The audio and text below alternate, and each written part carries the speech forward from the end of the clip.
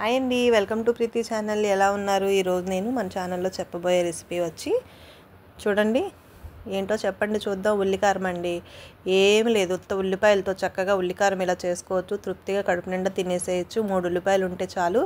ఇలా సన్నగా కట్ చేసుకోవాలి. చీలికల్లాగా బాగా సన్నగా కట్ చేసుకున్నాం అనుకోండి, బాగుంటుంది కారం అనేది.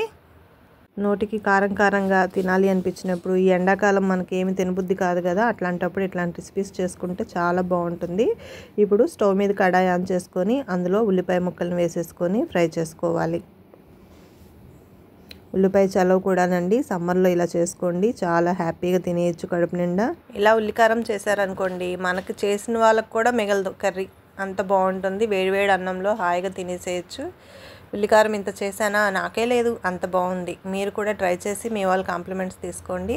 ఉల్లిపాయ అంతా కూడా మగ్గిన తర్వాత రుచికి సరిపడా సాల్ట్ యాడ్ చేసుకుంటే ఇంకొంచెం స్పీడ్గా ఉల్లిపాయ అంతా కూడా మగ్గుతుంది. ఉల్లిపాయలో పచ్చిదనం అంతా పోయి మంచి వాసన, వేగిన తర్వాత మంచి స్మెల్ వస్తుంది కదా, అప్పటి వరకు ఫ్రై చేసుకోవాలి. మూత పెట్టాల్సిన పని అయితే లేదండి. చూసారు కదా, ఉల్లిపాయ అంతా కూడా ఆయిల్ పైకి తేలుతుంది అంటే ఉల్లిపాయ అంతా కూడా కలర్ కూడా ట్రాన్స్పరెంట్గా అయిపోయింది అంటే ఆయిల్ తేలుతూ కనబడుతుంది.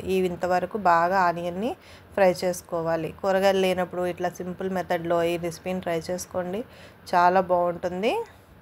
ఇది రైసే కాదండి, చపాతీ దోశల్లో కూడా, ఈ టిఫిన్స్లో కూడా బాగుంటుంది. ఇప్పుడు ఉల్లిపాయ అంతా కూడా మగ్గిపోయింది కదా, ఇందులో కారం వచ్చేసేటప్పటికి 1.5 స్పూన్ యాడ్ చేసుకోవాలి. కారం కాస్త ఎక్కువే వేసుకోవాలి.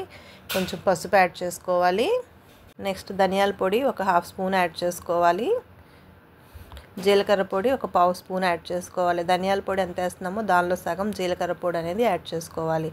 ఇక్కడ కారం అనేది కాస్త ఎక్కువే పడాలండి. మనం ఇంకా పచ్చిమిర్చి, ఎండుమిర్చి ఏం వాడం కాబట్టి ఈ ఉల్లికారానికి కారమే మంచి స్పైసీనెస్ వస్తుంది. కాబట్టి బాగా ఫ్రై చేసుకోవాలి. ఇందులో ఒక 1/2 డజన్ వెల్లుల్లి రెబ్బలను కూడా వేసుకొని తొక్క తీసేసి వేసుకోవాలి.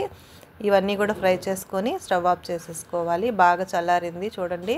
ఇలా పూర్తిగా చల్లారిన తర్వాత ఈ ఉల్లిపాయ మిశ్రమాన్ని మనం రోట్లో కానీ రుబ్బేసుకోవచ్చు. చూడండి, రోట్లో రుబ్బుకున్నాం అనుకోండి చాలా బాగుంటుంది. మిక్సీ అయితే మరీ మెత్తగా వేయకుండా జస్ట్ జర్కించుకుంటూ ఒక 2 టైమ్స్ అట్లా తిప్పుకున్నామంటే చాలు. చూడండి, ఇట్లా ఉంటే సరిపోతుంది. మరీ మెత్తగా ఉంటే టేస్ట్ అనేది బాగోదు, పేస్ట్ లాగా అయిపోతుంది.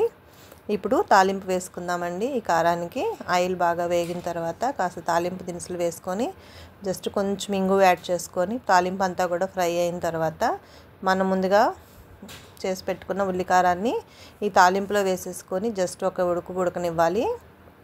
తాలింపు అంతా కూడా బాగా కలిసి ఉల్లికారం అంతా కూడా మంచిగా స్ప్రెడ్ అయ్యే వరకు జస్ట్ కలుపుకుంటూ ఉండాలండి. 1 నిమిషానికి సరిపోతుంది. కేవలం 10 నిమిషాల్లో హాయిగా కడుపు నిండా తినడానికి ఇలా ఉల్లికారం అనేది చేసుకోవచ్చు. ఈ సమ్మర్ స్పెషల్లో, సమ్మర్లో వాటర్ ఎక్కువ తాగుతాం కాబట్టి అన్నం తినాలనిపించదు. కాకపోతే ఇట్లాగ మనం ఉల్లికారం చేసుకున్నాం అనుకోండి, చాలా స్పైసీగా హాయిగా కడుపు నిండా తినేస్తారు. ఇంకెందుకు ఆలస్యం, మీరు ట్రై చేసి నాకు కామెంట్ చేసేయండి ఫ్రెండ్స్. కొత్తగా చూస్తుంటే ప్లీజ్ సబ్స్క్రైబ్. Thank you.